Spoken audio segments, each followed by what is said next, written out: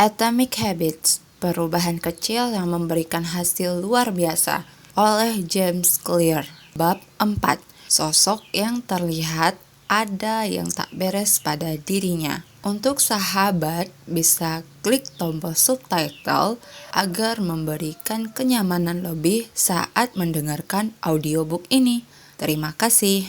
Psikolog Gary Klein pernah bercerita tentang seorang perempuan yang datang ke acara kumpul-kumpul keluarga. Ia telah bertahun-tahun bekerja sebagai perawat dan ketika datang ke acara itu langsung memperhatikan ayah mertuanya serta menjadi sangat khawatir. "Saya tidak suka penampilan Bapak," katanya.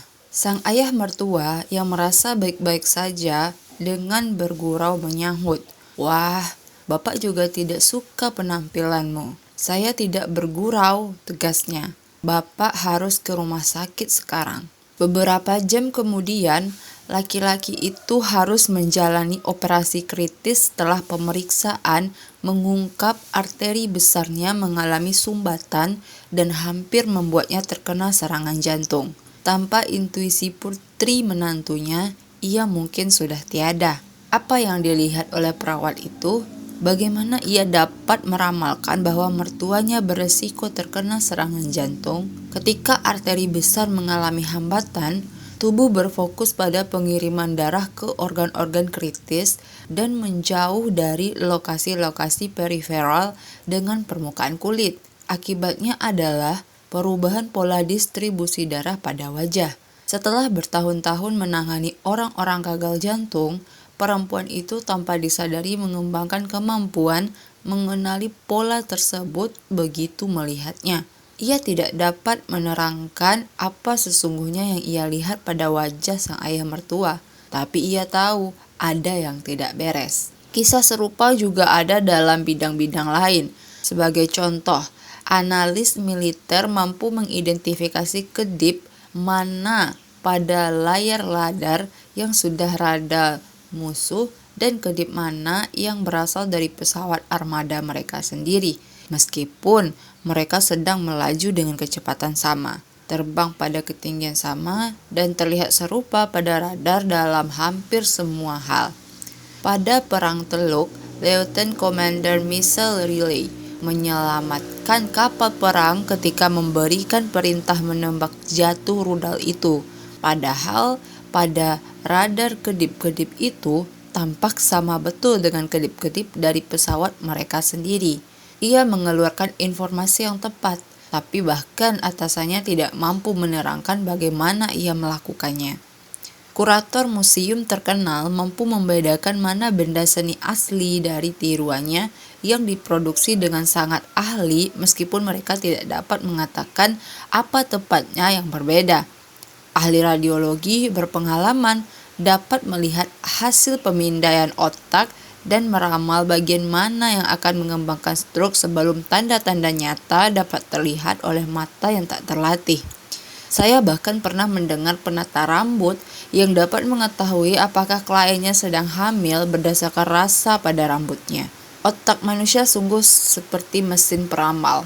Otak harus mengamati sekeliling Anda dan menganalisis informasi yang datang padanya. Kapanpun Anda mengalami sesuatu yang berulang, seperti perawat yang menduga seseorang akan mengalami serangan jantung dari wajahnya, atau analis militer yang mampu mengenali rudal pada layar radar, otak Anda mulai melihat apa yang penting, memilah semua detail dan berfokus pada petunjuk-petunjuk yang relevan. Kemudian mencatat informasi itu untuk pemakaian di masa mendatang. Dengan latihan yang cukup, Anda juga dapat mengenali petunjuk-petunjuk yang meramalkan hasil-hasil tertentu tanpa secara sadar memikirkannya. Secara otomatis, otak Anda menyadari pelajaran-pelajaran yang dipetik dari pengalaman-pengalaman. Kita tidak selalu dapat menerangkan apa yang kita pelajari, tapi pelajaran itu berlangsung sepanjang waktu. Dan kemampuan Anda mengenali petunjuk-petunjuk yang relevan dalam suatu situasi merupakan dasar untuk setiap kebiasaan yang Anda miliki. Kita meremehkan beberapa besar kemampuan otak dan tubuh kita melakukan sesuatu tanpa berpikir. Anda tidak menyuruh rambut Anda tumbuh, jantung Anda memompa, paru-paru Anda bernafas, atau bahkan perut Anda mencerna. Namun, tubuh menangani semuanya secara otomatis. Anda jauh lebih dari yang Anda sadari. Coba perhatikan rasa lapar. Bagaimana Anda tahu kapan Anda merasa lapar? Anda tidak tahu melihat sepiring kue di meja untuk tahu sudah tiba saatnya makan. Selera makan dan rasa lapar bekerja di bawah sadar. Tubuh Anda memiliki bermacam-macam lingkaran umpan balik yang secara bertahap mengingatkan Anda ketika tiba saatnya makan, serta mengamati apa yang sedang terjadi di sekitar dan dalam diri Anda.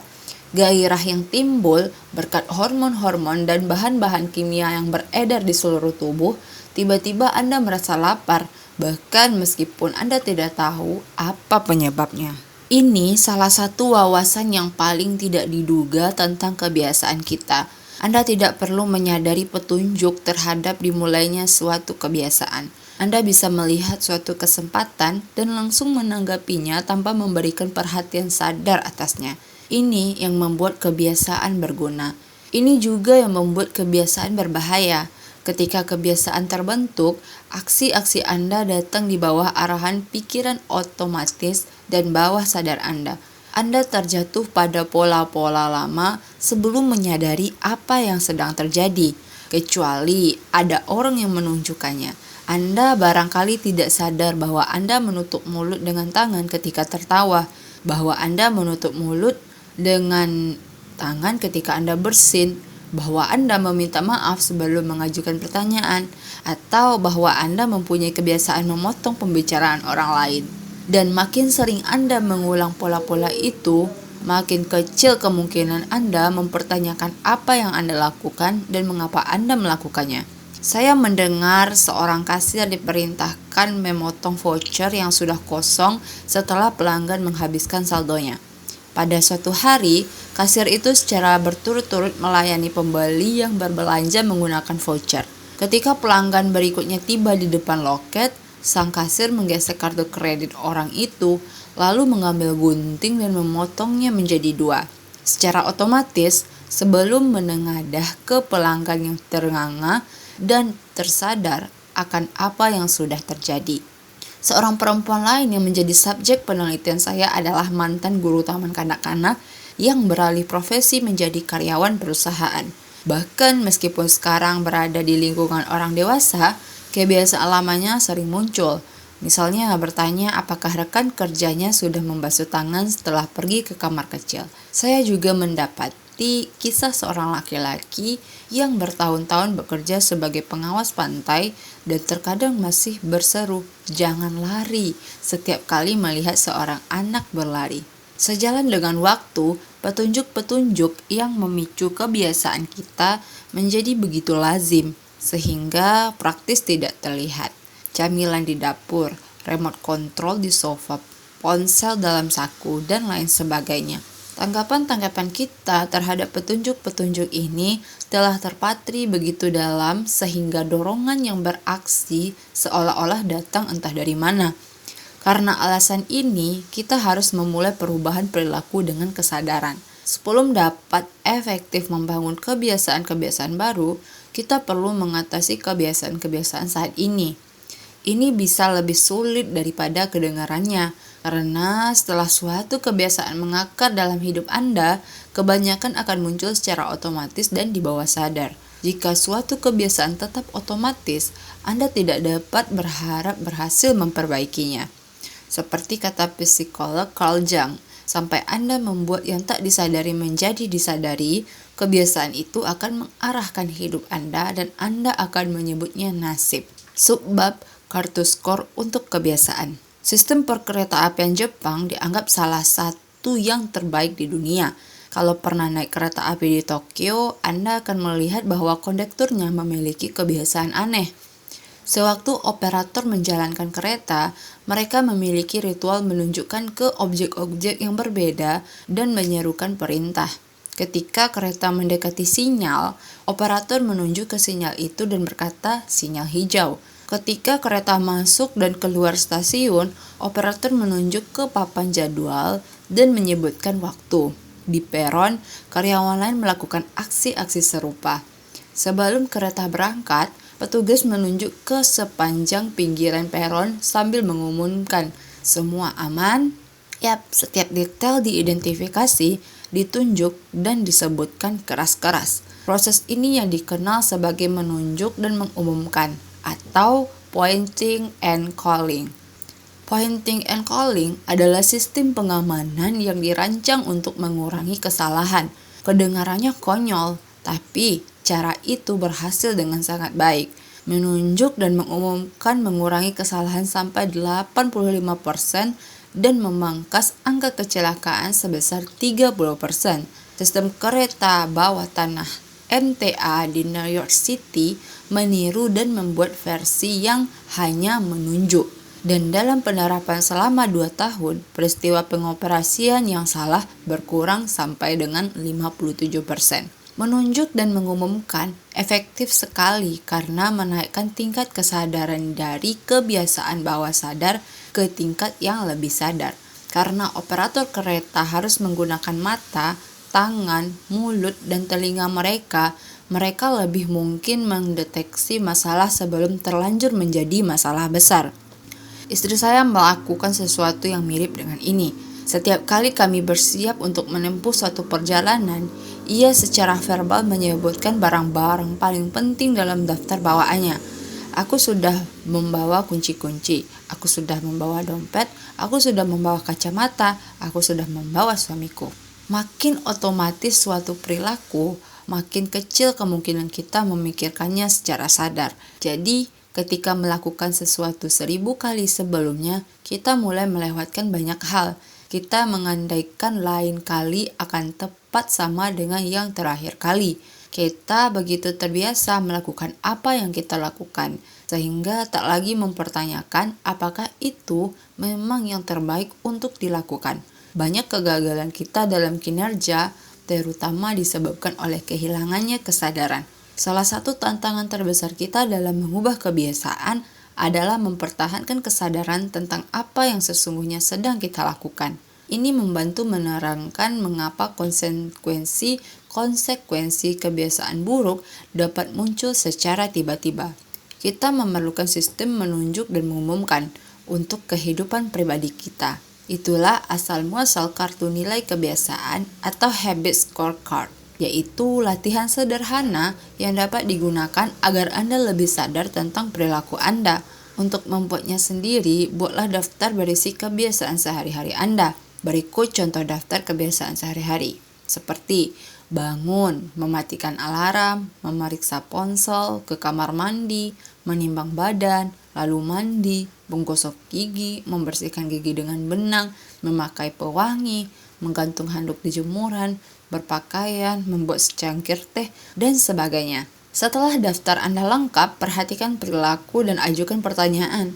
Apakah ini kebiasaan yang baik, buruk, atau netral? Kalau kebiasaan baik, tulis tanda plus di sebelahnya.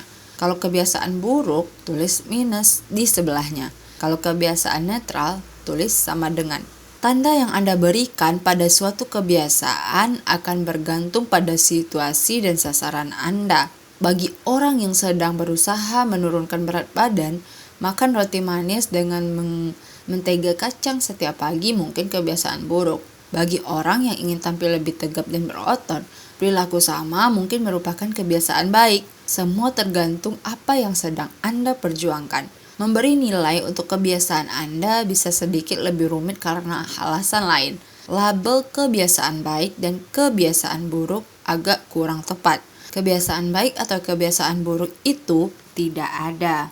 Kebiasaan baik dan kebiasaan buruk yang ada adalah kebiasaan yang efektif, yakni efektif dalam memecahkan masalah.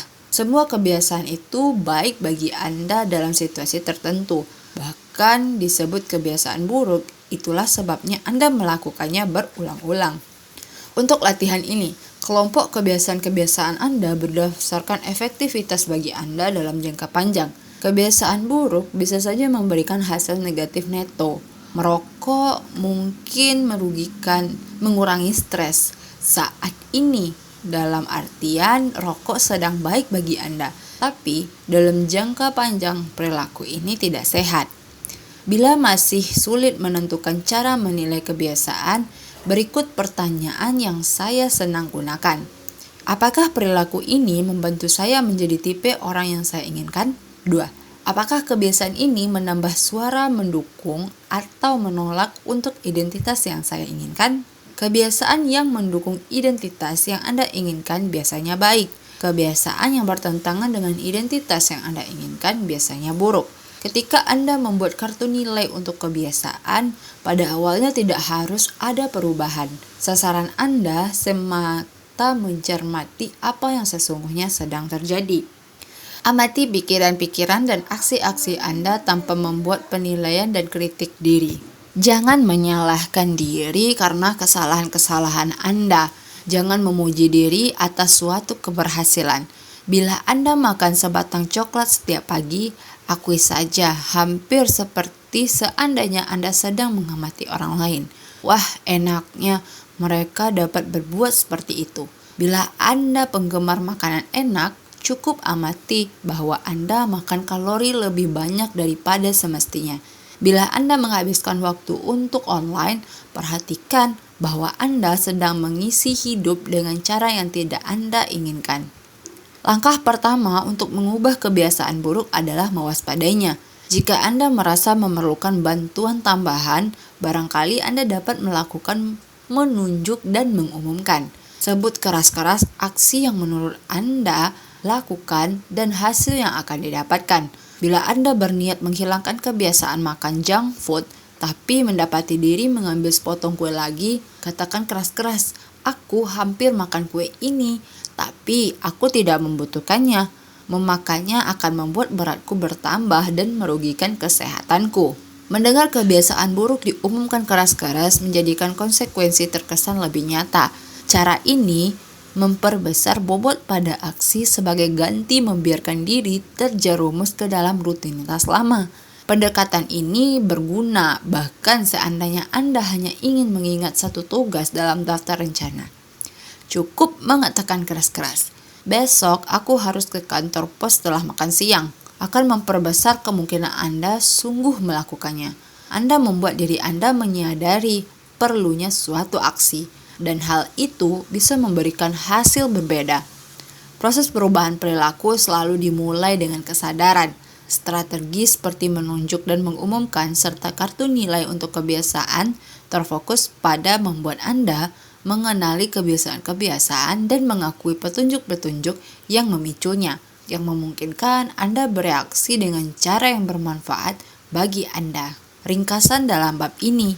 Pertama, dengan latihan memadai, otak Anda akan mengambil petunjuk-petunjuk yang meramalkan hasil-hasil tertentu tanpa secara sadar memikirkannya. Kedua, begitu kebiasaan menjadi otomatis, kita berhenti memikirkan perhatian pada apa yang sedang kita lakukan. Ketiga, proses pengubahan perilaku selalu dimulai dengan kesadaran. Anda perlu menyadari kebiasaan-kebiasaan Anda sebelum dapat mengubahnya. Keempat, menunjuk dan mengumumkan mengingatkan kesadaran Anda dari kebiasaan di bawah sadar ke tingkat lebih sadar dengan mengumumkan aksi-aksi Anda. Dan terakhir, kartu nilai untuk kebiasaan adalah latihan sederhana untuk menjadi lebih sadar tentang perilaku Anda.